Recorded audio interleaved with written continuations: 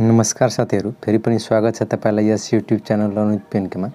साथीहरु, अहिले चाहिँ हामी हेल्थ लोक सेवा तयारीमा छौं र पछिल्लो भिडियोमा चाहिँ हामीले VVI points from digestive system discuss गरेका थियौं। अर्थात डाइजेस्टिभ सिस्टम अन्तर्गतका के कस्तो पोइन्टहरु चाहिँ लोक सेवाको लागि इम्पोर्टेन्ट छ त्यो हामीले डिस्कस गरेका थियौं। यदि तपाईले त्यो भिडियो अहिलेसम्म हेर्नु भएको छैन भने कृपया डिस्क्रिप्सनमा लिंक छ, त्यहाँबाट हेर्न सक्नुहुन्छ। हैन भने माथि आई बटनमा पनि लिंक आएको छ होला, त्यहाँबाट क्लिक गरेर तपाई हेर्न सक्नुहुन्छ। आजको भिडियोमा चाहिँ हामीले युरिनरी सिस्टम अन्तर्गतको चाहिँ VVI पोइन्ट डिस्कस गर्ने छौं। अर्थात एनाटोमी अन्तर्गत चाहिँ एनाटोमी एन्ड फिजियोलोजीको टपिक चाहिँ हामी डिस्कस गरिरहेका छौं।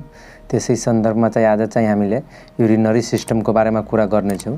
युरिनरी सिस्टम अन्तर्गत के कस्तो पोइन्ट्सहरु चाहिँ हाम्रो VVI रहेको छ त लोकसेवाको हिसाबले त्यो हामी डिस्कस गर्ने छौं। साथीहरु, तपाईले अहिलेसम्म च्यानल सब्स्क्राइब गर्नु भएको छैन भने कृपया सब्स्क्राइब गरेर साथ दिनु होला। अब चाहिँ हामी विषयवस्तुतर्फ लाग्छौं। युरिनरी सिस्टमको बारेमा कुरा गरिरहँदाखेरि सबैभन्दा पहिला हामीलाई थाहा हुनु पर्दछ कि युरिनरी सिस्टम अन्तर्गत चाहिँ मेजर अर्गनहरु के रहेको छ। अर्थात युरिनरी सिस्टममा कुन अर्गनले काम गर्दछ त्यो हामीलाई थाहा हुनु पर्दछ। यसमा सबैभन्दा पहिलो रहेको चाहिँ हाम्रो किडनी भनेर। किडनी दुईटा रहेको छ, दुवै साइडमा लेफ्ट एन्ड राइट दुईटा किडनी हुन्छ। यो चाहिँ फर्स्ट अर्गनको रूपमा हामी लिन सक्छौं। त्यस्तै नेक्स्ट रहेको चाहिँ हाम्रो युरेटर, दुवै किडनीसँग कनेक्टेड दुईटा युरेटर हुन्छ, 2 इन नम्बर। त्यस्तै नेक्स्ट रहेको चाहिँ हाम्रो किडनी पछि युरेटर, युरेटर पछि नेक्स्ट रहेको चाहिँ हाम्रो युरिनरी ब्ल्याडर भनेर। र यो युरिनरी ब्ल्याडर चाहिँ एउटा मात्र रहेको हुन्छ। दुवै युरेटर चाहिँ यो एउटै युरिनरी ब्ल्याडरसँग कनेक्ट भएको हुन्छ, जुन चाहिँ किडनीबाट कलेक्ट भएको पिसाबलाई चाहिँ युरेटरद्वारा चाहिँ युरिनरी ब्ल्याडरमा ल्याइन्छ। त्यसपछि लास्ट चाहिँ हाम्रो रहेको छ युरेथ्रा भनेर, जुन चाहिँ युरिनरी ब्ल्याडरसँग कनेक्टेड हुन्छ, जसबाट चाहिँ युरिन पास आउट हुन्छ बाहिर, युरेथ्रा। यो चारवटा चाहिँ मेजर अर्गनको रूपमा रहेको छ। अर्थात युरिनरी सिस्टममा काम लाग्ने अर्गनहरु चाहिँ यो चारवटा नै रहेको छ। त्यस्तै हामी नेक्स्ट यसमा कुरा गरौँ किडनीको बारेमा। किडनी अन्तर्गत के कस्तो पोइन्टहरु चाहिँ हाम्रो VVI रहेको छ, इम्पोर्टेन्ट रहेको छ, त्यो हामी डिस्कस गरौँ। यसमा हाम्रो सर्वप्रथम रहेको छ the structural and functional unit of kidney is nephron. यो पनि धेरै पटक सोधिएको क्वेशन हो कि structural functional unit of kidney भनेर कुनलाई चिनिन्छ। त्यस्तो अवस्थामा हामीलाई थाहा हुनु पर्दछ कि नेफ्रोन हो भनेर। त्यस्तै नेक्स्ट यसमा रहेको छ हाम्रो kidney is bean shaped organ and brown in colour. किडनीको शेप कहिलेकाहीँ सोधिरहेको हुन्छ। त्यस्तो अवस्थामा हामीलाई थाहा हुनु पर्दछ कि यो बीन शेप्ड भनेर हुन्छ, बीन। जसमा हामी सिमीको बिउ हुन्छ नि, त्यस्तै शेपको चाहिँ यो रहेको हुन्छ। त्यस्तै ब्राउन इन कलर, अर्थात यसको कलर चाहिँ हल्का खैरो काले हुन्छ, खैरो जस्तो यसको कलर हुन्छ। त्यस्तै यदि यसको हामी डाइमेन्सनको कुरा गर्ने हो, अर्थात लेन्थ ब्रेथको कुरा गर्ने हो भने यसको लेन्थ चाहिँ जम्मा 11 सेन्टिमिटर एभरेजमा रहेको हुन्छ, 11 सेन्टिमिटर। त्यस्तै ब्रेथ अर्थात यसको चौडाइ चाहिँ 6 सेन्टिमिटर रहेको हुन्छ। र विड्थ अर्थात यसको मोटाइको कुरा गर्ने हो भने चाहिँ यो चाहिँ 3 सेन्टिमिटर रहेको छ, किनभने यो अर्गन हो, 3 डाइमेन्सन भएकोले गर्दाखेरि यसमा चाहिँ लेन्थ ब्रेथ र विड्थ दुवै हामीलाई थाहा हुनु पर्छ। त लम्बाइ 11 सेन्टिमिटर, चौडाइ 6 सेन्टिमिटर र यसको मोटाइ चाहिँ 3 सेन्टिमिटर हुन्छ भनेर थाहा हुनु पर्दछ। त्यस्तै नेक्स्ट यसमा रहेको चाहिँ हाम्रो it is extended from thoracic 12th vertebra to 3rd lumbar vertebra. अर्थात यो थोरासिक केसको 12th भर्टेब्रादेखि 3rd लम्बरसम्म चाहिँ यो एक्सटेन्ड भएको हुन्छ भनेर हामीले बुझ्नुपर्छ। यो चाहिँ हाम्रो लोकेसन रहेको छ कि यो कति भर्टेब्रादेखि कति भर्टेब्रासम्म चाहिँ यो एक्सटेन्ड भएको हुन्छ। कहिलेकाहीँ यो पनि सोध्न सक्छ कि यो कहाँदेखि कहाँसम्म एक्सटेन्ड भएको हुन्छ, त्यसैले यो हामीलाई थाहा हुनुपर्छ। त्यस्तै यसमा नेक्स्ट रहेको चाहिँ हाम्रो right kidney is slightly lower in level than left kidney due to presence of liver in right side. अर्थात दुवै किडनीको कुरा गर्ने हो भने राइट साइडको किडनी चाहिँ लेफ्ट साइडको किडनी भन्दा हल्का तल हुन्छ लेभलमा, किनभने राइट साइडमा चाहिँ मोस्ट अफ द पार्ट चाहिँ लिभरले कभर गरेको हुन्छ, किनभने लिभरको वेट पनि धेरै हुन्छ र यसले स्पेस पनि धेरै लिएको हुन्छ, जसको कारणले गर्दाखेरि चाहिँ राइट साइडको किडनी चाहिँ हल्का तल रहेको हुन्छ लेफ्ट साइडको किडनी भन्दा। यो पनि हामीलाई थाहा हुनु पर्दछ कि कुन साइडको किडनी चाहिँ लेभलमा तल हुन्छ भनेर, अर्थात कुन साइडको किडनी चाहिँ हल्का माथि हुन्छ। कहिलेकाहीँ यो पनि सोध्न सक्छ। त्यस्तै किडनी अन्तर्गत नै चाहिँ हामी नेक्स्ट पोइन्ट कुरा गरौँ। नेक्स्ट पोइन्ट हाम्रो रहेको छ यसमा kidney filters the whole blood in 4 minute अर्थात किडनीले चाहिँ ब्लडलाई फिल्टर गर्छ र त्यो फिल्टर गर्नको लागि हाम्रो बडीमा जे जति पनि ब्लड रहेको छ त्यो सबै फिल्टर गर्नको लागि चाहिँ जम्मा 4 मिनट लाग्दछ फिल्टर गर्नको लागि र फिल्टर गरेर त्यसबाट निस्केको जुन आउटकम हुन्छ आउटपुट हुन्छ जसलाई हामी युरिन भन्छौँ जसलाई हामी वेस्टको रूपमा फ्यालिरहेको हुन्छ त्यो फिल्टर गर्नको लागि चाहिँ जम्मा 4 मिनट लाग्छ भनेर हामीले बुझ्नुपर्छ। त्यस्तै outer part of the kidney is called cortex and inner part is medulla अर्थात किडनीको चाहिँ बाहिरी भागलाई चाहिँ हामी कर्टेक्स भनेर भनिरहेका हुन्छौँ र इनर पार्टलाई चाहिँ हामीले मेडुला भनेर भनिरहेको हुन्छ। यो मेडुला भनेको चाहिँ मेडुला अब्लङ्गाटा भनेर नबुझ्नु होला, यो चाहिँ सिम्पली मेडुला भनेर हामीले बुझ्नुपर्छ। यो चाहिँ हाम्रो किडनीको दुईटा मुख्य पार्ट रहेको छ कर्टेक्स र मेडुला भनेर। त्यस्तै नेक्स्ट यसमा रहेको चाहिँ हाम्रो hormones secreted by kidney are vitamin D3 renin and erythropoietin अर्थात यो तीनवटा चाहिँ मुख्य हर्मोनहरू रहेको छ जुन चाहिँ किडनीद्वारा सेक्रेट गरिन्छ। पहिलो रहेको चाहिँ हाम्रो भिटामिन D3, त्यस्तै नेक्स्ट रहेको छ रेनिन। साथीहरू डाइजेस्टिभ सिस्टममा पनि म रेनिन भनेर कुरा गरेको थिएँ। यदि RENIN डबल एन आयो भने त्यस्तो अवस्थामा बुझ्नुपर्छ कि त्यो चाहिँ स्टोमकमा सेक्रेट हुन्छ र यदि RENIN सिङ्गल एन आयो भने त्यस चाहिँ किडनीले सेक्रेट गर्छ भनेर थाहा हुनुपर्छ। त्यस्तै इरिथ्रोपोइटिन पनि यहाँ चाहिँ सेक्रेट हुन्छ जुन चाहिँ RBC बन्नको लागि चाहिँ मद्दत पुर्याउँछ। त्यस्तै नेक्स्ट रहेको चाहिँ हाम्रो 25% blood of cardiac output goes in kidney अर्थात हाम्रो हार्टबाट जति पनि ब्लड आउटपुट हुन्छ अर्थात पम्प भएर बाहिर निस्किन्छ हार्टबाट त्यसको चाहिँ 25% ब्लड चाहिँ हाम्रो किडनीमा जान्छ।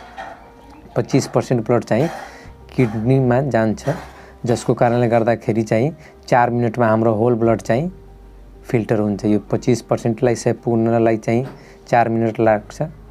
त्यसैले 1 मिनटमा हामी बुझ्न सक्छौँ कि 25% ब्लड प्युरिफाई हुन्छ फिल्टर हुन्छ र 4 मिनटमा चाहिँ पुरै ब्लड चाहिँ फिल्टर भएर जान्छ भनेर हामीले बुझ्न सक्छौँ। त्यस्तै नेक्स्ट हामी कुरा गरौँ नेफ्रोनको। यसमा हामीले किडनीको कुरा गरौँ, अब हामी चाहिँ नेफ्रोन अन्तर्गतको केही इम्पोर्टेन्ट पोइन्टहरू हेरौँ। यसमा हाम्रो नेफ्रोन अन्तर्गत चाहिँ हामी अघि पनि कुरा गऱ्यौँ कि नेफ्रोन चाहिँ structural and functional unit of kidney रहेको छ। त्यस्तै each kidney consist of 1 to 3 million nephron अर्थात एउटा किडनीले चाहिँ 1 देखि 3 मिलियनसम्म अर्थात 10 देखि 30 लाखसम्म नेफ्रोन चाहिँ कन्टेन गर्छ एउटा किडनीले। त्यसै हिसाबले हामी बुझ्न सक्छौँ कि दुईटा किडनीमा चाहिँ 2 लाखदेखि 20 लाखदेखि चाहिँ 60 लाखसम्म चाहिँ नेफ्रोन रहेको हुन्छ। 1 नेफ्रोन इज 6 सेन्टिमिटर अर्थात एउटा नेफ्रोनको साइज चाहिँ 6 सेन्टिमिटरसम्म हुन्छ भनेर हामीले बुझ्नुपर्छ। कहिलेकाहीँ यो पनि सोध्न सक्छ कि what is the size of a nephron भनेर। त्यस्तो अवस्थामा हामीलाई थाहा हुनुपर्छ कि यो 6 सेन्टिमिटरसम्म हुन सक्छ भनेर। त्यस्तै पार्ट्स अफ नेफ्रोन भनेर यसमा चाहिँ नेफ्रोनको यदि पार्ट्सको कुरा गर्ने हो भने यो यसमा चाहिँ जम्मा 4वटा पार्ट्स रहेको छ नेफ्रोनको जुन चाहिँ फिल्ट्रेसनमा हेल्प गर्छ अर्थात युरिन बनाउनको लागि युरिन फर्मेसनको लागि चाहिँ हेल्प गर्छ। जुनमा पहिलो रहेको चाहिँ हाम्रो बोमन्स क्याप्सुल भनेर जसलाई हामी ग्लोमेरुलर क्याप्सुल पनि भनेर भन्छौँ। त्यस्तै नेक्स्ट रहेको चाहिँ प्रोक्सिमल कन्भोल्युटेड ट्युबुल भनेर जसलाई हामी PCT भन्छौँ सर्टकटमा। त्यस्तै लुप अफ हेन्ली रहेको छ LOH भनेर। त्यस्तै चौथो रहेको चाहिँ हाम्रो डिस्टल कन्भोल्युटेड ट्युबुल भनेर जसलाई हामी सर्टकटमा DCT भन्छौँ। यो चाहिँ 4 पार्ट्स अफ नेफ्रोन रहेको छ।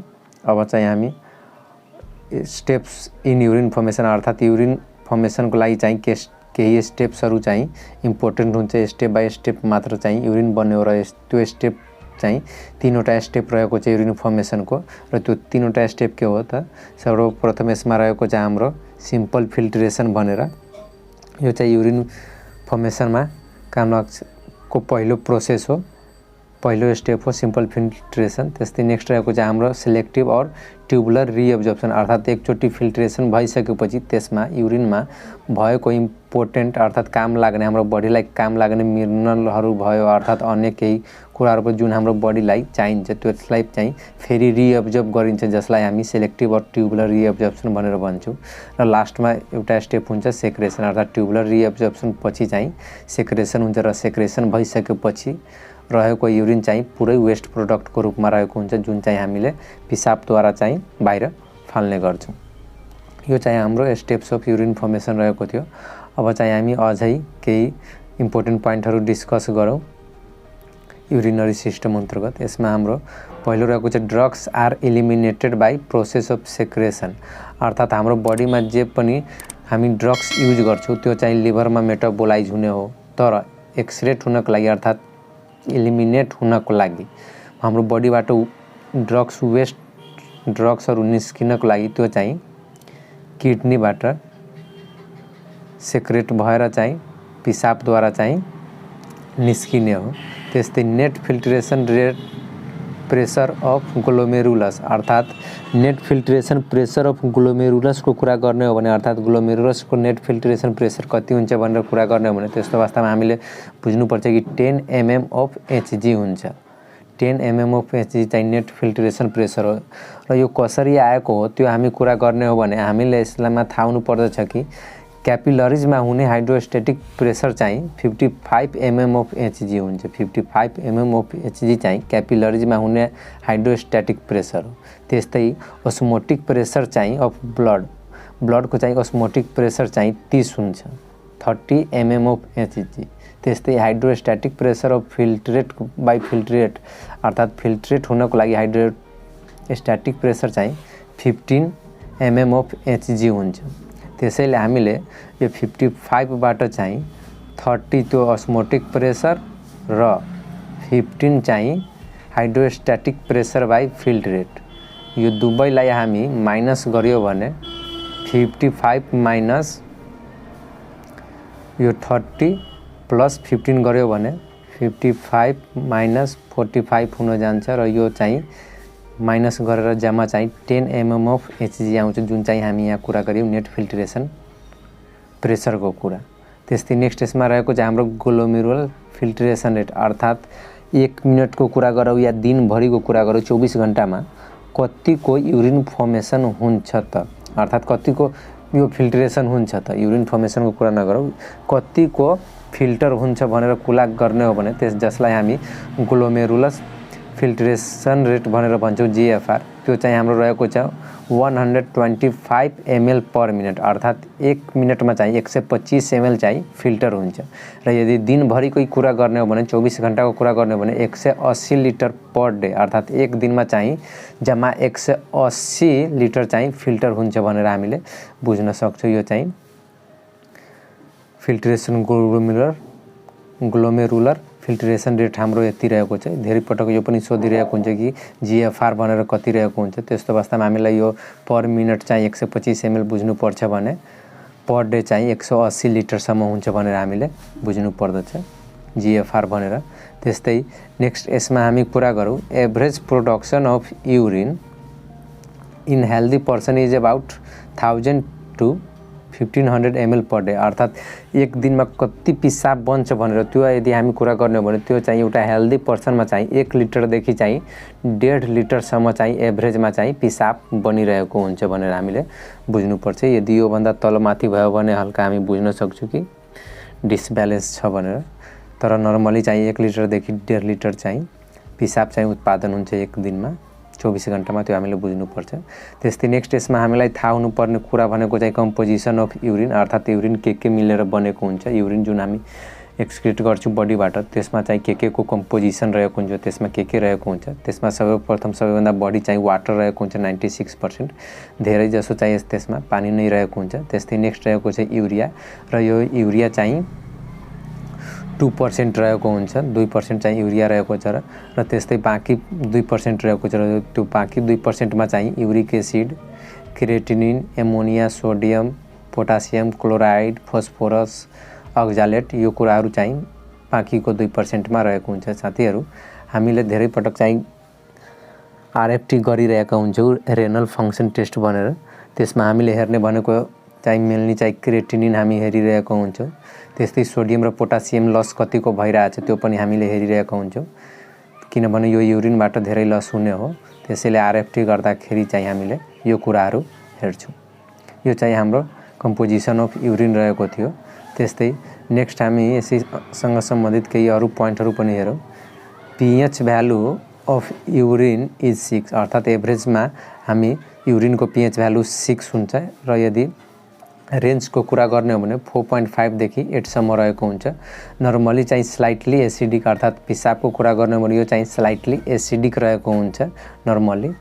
कहिलेकाहीँ यो 8 यहाँ भनिएको छ यो अल्कलाइन जनाउँछ, तर नर्मली चाहिँ एसिडिक हुन्छ भनेर हामीले बुझ्नुपर्छ। त्यस्तै drug rifampicin can cause red urine that is orange in colour, अर्थात् यदि कोही व्यक्ति यदि रिफाम्पिसिनको प्रयोग गरिरहेको छ, जस्तै टिबीको केसहरूमा भयो, त्यस्तो अवस्थामा चाहिँ रेड युरिन हुने सम्भावना हुन्छ, किनभने यो रिफाम्पिसिनले चाहिँ रातो कलरको पिसाब गराउँछ, जुन चाहिँ नर्मली चाहिँ अरेन्ज कलर सुन्तला कलरको चाहिँ रहेको हुन्छ। यदि कसैको पिसाब यदि रेड कलरको या अरेन्ज कलरको भइरहेको छ भने त्यस्तो अवस्थामा हामीले नर्मली बुझ्न सक्छौँ कि रिफाम्पिसिनले गराएको हो भनेर, या रिफाम्पिसिन प्रयोग गरिरहेको छ भने आतिनु पर्दैन भनेर हामीले बुझ्न सक्नुपर्छ। त्यस्तै नेक्स्ट हामी कुरा गरौँ length of ureter is 25 centimetre, अर्थात् युरेटरको लेन्थको कुरा गर्ने हो भने 25 सेन्टिमिटर रहेको हुन्छ। यो चाहिँ एउटाको लेन्थ रहेको छ, एउटाको 25 सेन्टिमिटर, त्यस्तै अर्कोको पनि 25 सेन्टिमिटर। र डायमिटरको कुरा गर्ने हो भने 3 mm रहेको छ, किनभने योबाट चाहिँ पिसाब पास हुने हो, किडनीबाट युरेटरको द्वारा चाहिँ युरिनरी ब्ल्याडरमा चाहिँ कलेक्ट हुने हो, त्यसैले त्यसको पालको चाहिँ डायमिटर चाहिँ 3 मिलिमिटर रहेको हुन्छ। त्यस्तै capacity of urinary bladder is 500 ml, अर्थात् युरिनरी ब्ल्याडरको क्यापासिटी चाहिँ 500 ml आधा लिटर रहेको हुन्छ। यो पनि चाहिँ सोधिरहेको हुन्छ कि what is the capacity of urinary bladder, त्यस्तो अवस्थामा हामीलाई थाहा हुनुपर्छ कि 500 ml भनेर। But when 200 to 300 ml of urine is collected we feel to urinate, 500 capacity भए तापनि 200 देखि 300 ml यदि युरिनरी ब्ल्याडरमा कलेक्ट भयो भने हामीलाई चाहिँ पिसाब लाग्यो भनेर महसुस हुन्छ। यदि 500 कलेक्ट हामी चाहिँ कन्ट्रोल गर्न सक्छौँ, तर 2 देखि 300 ml सम्म पुग्यो भने चाहिँ हामीलाई पिसाब लागेको चाहिँ हामी महसुस गर्न सक्छौँ। यो पनि चाहिँ हामीलाई थाहा हुनुपर्दछ कि हाम्रो युरिनरी ब्ल्याडरमा कति पिसाब कलेक्ट भयो भने हामीले पिसाब फेर्न मन लाग्छ या पिसाब फेरु जस्तो लाग्छ भने त्यो पनि हामीलाई थाहा हुनुपर्छ। त्यस्तै नेक्स्ट हामी केही इम्पोर्टेन्ट टर्म्सहरूको कुरा गरौँ, अर्थात् युरिनरी सिस्टम अन्तर्गतको के कस्तो टर्म्सहरू इम्पोर्टेन्ट रहेको छ। यसमा हाम्रो पहिलो रहेको छ पायोलोनेफ्राइटिस भनेर। साथीहरू आइटिस भनेको तपाईँलाई थाहा होला कि आइटिआइएस यदि छ भने त्यसले चाहिँ इन्फ्लामेसन जनाउँछ, र पायोलोनेफ्राइटिस भनेको चाहिँ इन्फ्लामेसन अफ किडनीको इन्फ्लामेसनलाई चाहिँ हामी पायोलोनेफ्राइटिस भनेर भनिरहेका हुन्छौँ। त्यस्तै सिस्टाइटिस रहेको छ नेक्स्ट हाम्रो। सिस्टाइटिस भनेको चाहिँ इन्फ्लामेसन अफ युरिनरी ब्ल्याडरको इन्फ्लामेसन भयो भने त्यसलाई हामी सिस्टाइटिस टर्म भनेर बुझ्छौँ। त्यस्तै नेक्स्ट रहेको चाहिँ E coli most common cause of UTI गराउने चाहिँ मोस्ट कमन अर्गानिजमको रूपमा चाहिँ इकोलाई रहेको छ, र यो चाहिँ बढी युटिआई हुने चान्स भनेको चाहिँ फिमेलमा हुन्छ, किनभने फिमेलको युरेथ्राको लेन्थ ओन्ली 4 सेन्टिमिटर मात्र रहेको हुन्छ। फिमेलमा चाहिँ युरेथ्राको लेन्थ चाहिँ 4 सेन्टिमिटर मात्र रहेको हुन्छ, त्यसैले युटिआई हुने सम्भावना चाहिँ फिमेलमा बढी हुन्छ।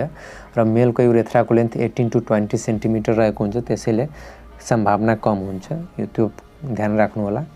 र इकोलाई चाहिँ most common cause of UTI हो। त्यस्तै नेक्स्ट रहेको चाहिँ calcium oxalate most common urinary stone, अर्थात् हाम्रो युरिनरी सिस्टममा यदि कहीँ पनि स्टोन भयो भने हामीले नर्मली बुझ्छौँ कि क्याल्सियम ओक्जालेट हो भनेर, अर्थात् धेरै जसो चाहिँ स्टोन चाहिँ क्याल्सियम ओक्जालेटले बनेको एक स्टोन हुन्छ, अरू पनि हुन्छ, तर मोस्टली चाहिँ मोस्ट कमन चाहिँ धेरै पटक चाहिँ हामीले हेर्ने स्टोन भनेको चाहिँ क्याल्सियम ओक्जालेट स्टोन नै हो। त्यस्तै नेक्स्ट यसमा टर्म रहेको चाहिँ हाम्रो एन्युरिया भनेर, र एन्युरिया भनेको चाहिँ absence of urine or less than 100 ml, यदि पिसाब नै भएन अर्थात् 100 ml अथवा 100 ml भन्दा कम पिसाब भयो भने त्यस्तो कन्डिसनलाई चाहिँ हामी एन्युरिया भनेर चाहिँ भनिरहेका हुन्छौँ। त्यस्तै नेक्स्ट रहेको चाहिँ हाम्रो चिल युरिया भनेर, र चिल युरिया भनेको चाहिँ चिल इन युरिन भनेर बुझ्छौँ, अर्थात् युरिनमा चिलको प्रेजेन्स हो भनेर चाहिँ हामीले त्यसलाई चाहिँ हामी चिल युरिया भनिरहेका हुन्छौँ। र चिल भनेको चाहिँ यो मिल्की फ्लुइड भनेर बुझ्छौँ, अर्थात् दुधको जस्तो यो फ्लुइड हुन्छ जसमा चाहिँ फ्याट कन्टेन्ट रहेको हुन्छ, जसलाई हामी चिल भनेर भन्छौँ। त्यस्तै नेक्स्ट रहेको चाहिँ हेमाचुरिया ब्लड इन युरिन, अर्थात् पिसाबबाट यदि रगत बग्यो भने, रगत देखियो भने त्यसमालाई हामी चाहिँ हेमाचुरिया भन्ने टर्म चाहिँ दिन्छौँ। युरिनबाट चाहिँ ब्लड पास भयो भने। त्यस्तै नेक्स्ट रहेको चाहिँ हाम्रो डिसयुरिया भनेर, र डिसयुरिया भनेको चाहिँ डिफिकल्टी और पेनफुल मिक्चुरेसन और पेन ड्युरिङ मिक्चु, पिसाब गर्ने बेलामा दुख्यो या अर्थात् गाह्रो भयो भने त्यसलाई चाहिँ हामी डिसयुरिया भन्ने टर्म चाहिँ दिन्छौँ।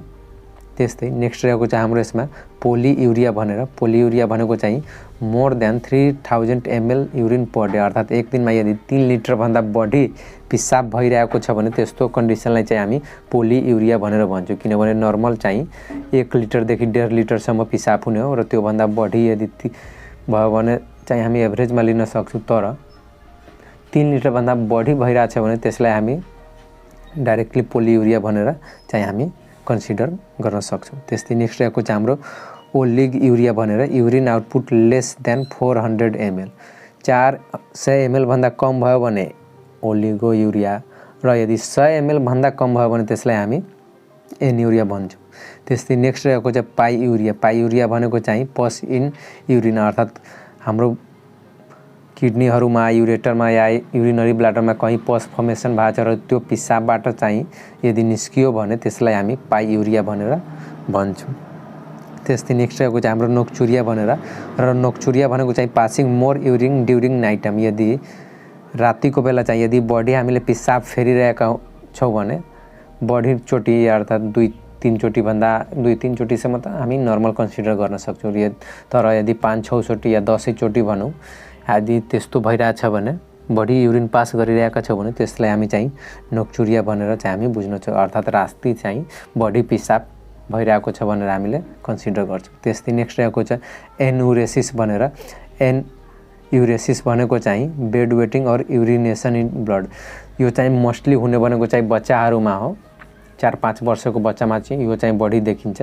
अर्थात् एन्युरेसिस भनेको चाहिँ जुन बच्चाले चाहिँ बेडमै पिसाब गर्छ त्यसलाई चाहिँ हामी एन्युरेसिस भनेर चाहिँ हामीले टर्म दिन्छौँ। बेडमा पिसाब गर्नेलाई चाहिँ हामी एन्युरेसिस भनेर चाहिँ नाम दिइरहेको हुन्छ।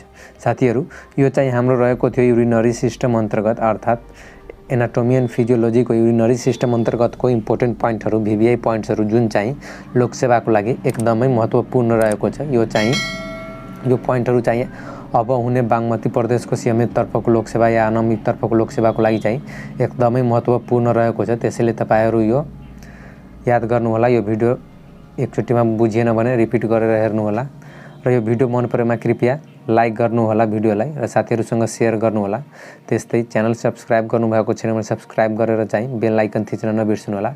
र यो भिडियोबारे केही सल्लाह सुझाव छ या केही पोइन्टहरू छुटेको छ, केही पोइन्टहरू मिस्टेक छ भने त्यसको लागि कमेन्ट गर्नुहोला। एन्ड लास्टमा चाहिँ थ्याङ्क्स फर वाचिङ।